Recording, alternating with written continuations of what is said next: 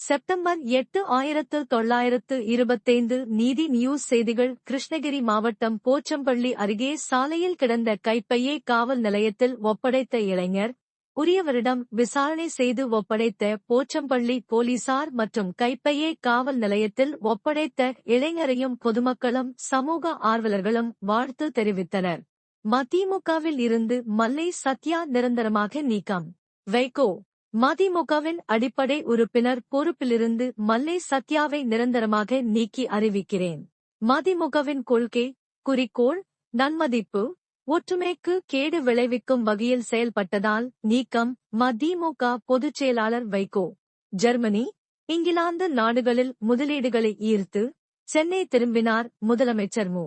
ஸ்டாலின். அமைச்சர்கள், திமுக நிர்வாகிகள் மற்றும் தொண்டர்கள் அவரை சென்னை விமான நிலையத்தில் வரவேற்றனர். முதல்வர் பேட்டி.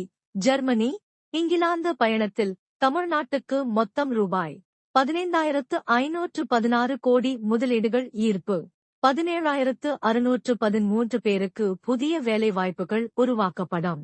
33 புரிந்துணர்வு ஒப்பந்தங்கள் போடப்பட்டுள்ளன. இந்த முறைதான் தமிழ்நாட்டுக்கு அதிக முதலீடுகள் ஈர்க்கப்பட்டுள்ளன. இது ஒரு வெற்றிகரமான பயணம். முதலமைச்சர் மு. ஸ்டாலின்.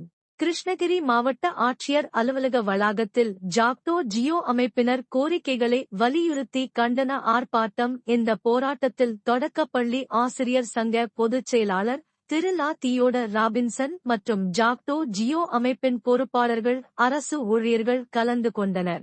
நாளை திமுக மாவட்ட செயலாளர்கள் கூட்டம். சென்னை அண்ணா அறிவாலயத்தில் நாளை செப்டம்பர் 9 முதலமைச்சர் மு. ஸ்டாலின் தலைமையில் காணொலி காட்சி மூலம் திமுக மாவட்ட செயலாளர்கள் கூட்டம். திமுக முப்பெரும் விழா. பொரணியில் தமிழ்நாடு உறுப்பினர் சேர்க்கை குறித்து ஆலோசிக்கப்பட உள்ளது. காஞ்சிபுரம் டிஎஸ்பி சங்கர் கணேஷ் நீதிமன்ற உத்தரவுப்படி கைது செய்யப்பட்டு தப்பி ஓடினார். பின்னர் 1 மணி நேரம் கழித்து தாமாக முன்வந்து நீதிமன்ற வாசலில் கைது உத்தரவுக்காக காத்திருந்தார்.